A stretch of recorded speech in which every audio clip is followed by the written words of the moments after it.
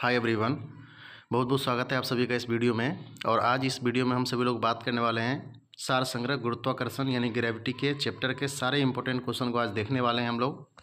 बहुत बहुत इंपॉर्टेंट है और आपको पता है कि वनडे के एग्जाम में सार संग्रह से क्वेश्चन रहता ही रहता है। तो आइए जानते हैं, सारे इंपॉर्टेंट क्वेश्चन को देखते हैं। सबसे पहला है कि पृथ्वी का प्लायन वेग कितना है। तो पृथ्वी का प्लायन वेग जो है वो है 11.2 किलोमीटर प्रति सेकेंड। यानी अगर इस वेग से पृथ्वी से किसी चीज़ को अगर फेंक दिया जाएगा तो वो वापस नहीं आएगा। राइट। नेक्स्ट है आपका, यदि चक्कर लगाते हुए अंतरिक्ष यान से एक सेब छोड़ा जाए तो उसकी गति क्या होगी। तो उसकी गति ये होगी कि अंतरिक्ष यान के साथ उसकी गति गतिमान हो जाएगी, जैसे कि आपको पता है। नेक्स्ट है, अंतरिक्ष यात्री निर्वात में सीधे खड़े क्यों नहीं रह सकते हैं।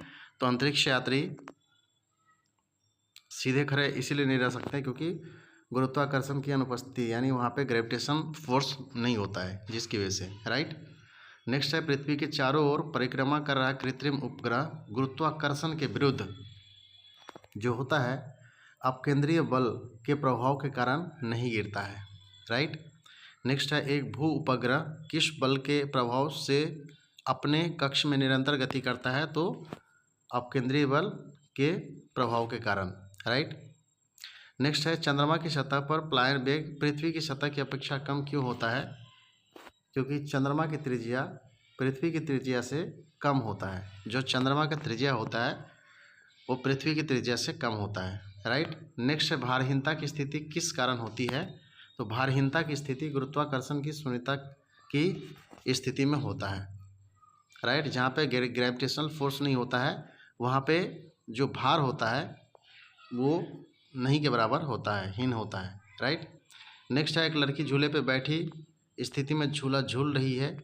उस लड़की के खड़े हो जाने पर आवर्तकाल पर क्या प्रभाव पड़ता है। तो आवर्तकाल जो है कम हो जाता है, आवर्तकाल कम हो जाता है, ध्यान रखेंगे।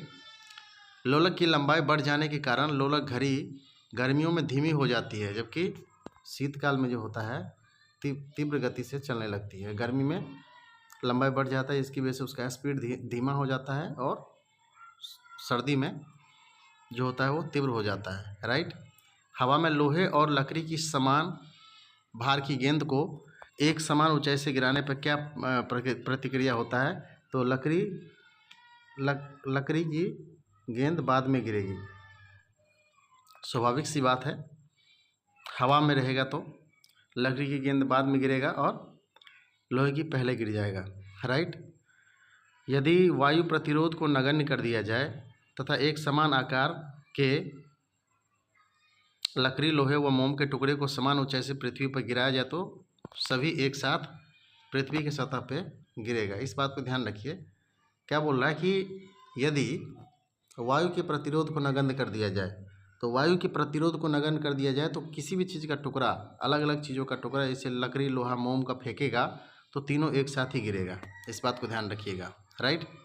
नेक्स्ट है, पृथ्वी के किस स्थान पर किसी पिंड का भार अधिक होता है। तो ध्रुव पे सबसे ज़्यादा जो होता है भार होता है। नेक्स्ट क्वेश्चन है कि लिफ्ट में बैठे हुए व्यक्ति का भार कब सर्वाधिक महसूस होता है। तो जब लिफ्ट की त्वरित गति से ऊपर जा रहा हो, यानी जब बहुत स्पीड में लिफ्ट ऊपर जाता है तो व्यक्ति को सर्वाधिक भार की अनुभूति होती है। राइट।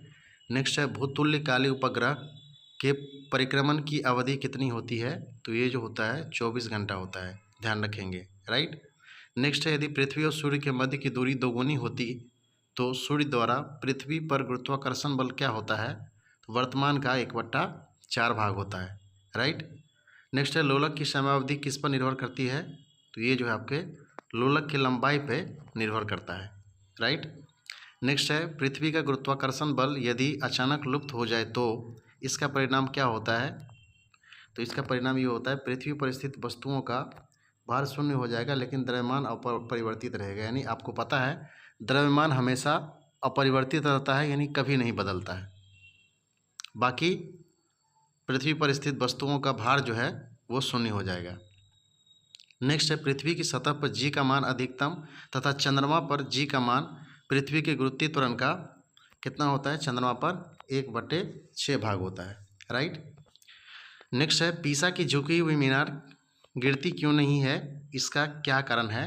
तो पीसा की झुकी हुई मीनार नहीं गिरती है, गुरुत्वीय केंद्र से जाने वाले ऊर्ध्वाधर रेखा तल के अंदर रहती है, जिसके कारण से वो नहीं गिरता है। नेक्स्ट है, यदि कोई वस्तु ऊपर से गिराई जाती है तो उसके भार पर क्या प्रभाव पड़ता है? तो वस्तु का भार अपरिवर्तित रहता है। यदि कोई वस्तु ऊपर से गिराई जाती है तो उसके भार पर क्या प्रभाव पड़ता है? भार तो अपरिवर्तित रहता है, राइट।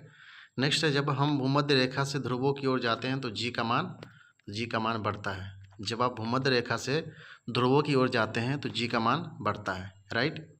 नेक्स्ट है, चक्रीय झूलों पर झूलते समय व्यक्ति को बाहर की ओर धक्का क्यों महसूस होता है? तो ये जो है आपका अपकेंद्रीय बल यानी सेंट्रीफ्यूगल फोर्स, यानी ये बाहर की तरफ लगता है, राइट। नेक्स्ट है, विभिन्न द्रव्यमान वाले दो पत्थर एक साथ किसी इमारत की छत से गिराया जाए तो कौन सा पत्थर ज़मीन पर पहले पहुंचेगा? तो ये जो आपका दोनों ही पत्थर एक साथ ज़मीन पर गिरेंगे, राइट। नेक्स्ट है, गुरुत्वाकर्षण गुरुत्व के उदाहरण।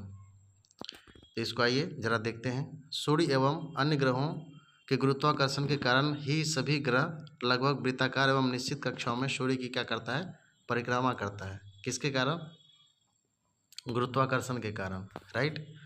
नेक्स्ट है आपका, पृथ्वी के गुरुत्व एवं चंद्रमा के गुरुत्वाकर्षण के कारण ही चंद्रमा एक निश्चित कक्ष में पृथ्वी की क्या करती है? परिक्रमा करती है, राइट। नेक्स्ट है, सूर्य चंद्रमा एवं पृथ्वी के गुरुत्वाकर्षण की अंत क्रिया के कारण पृथ्वी पर स्थित समुद्र में ज्वार भाटा भी आता है। तो आप समझ सकते हैं ये सारे इंपॉर्टेंट क्वेश्चन हैं और यहाँ से आपके एग्जाम में क्वेश्चन आते हैं। आप ज़रूर इसको ध्यान से पढ़िए, सुनिए। सुनने से ज़्यादा माइंड में चीज़ें कंज्यूम होता है।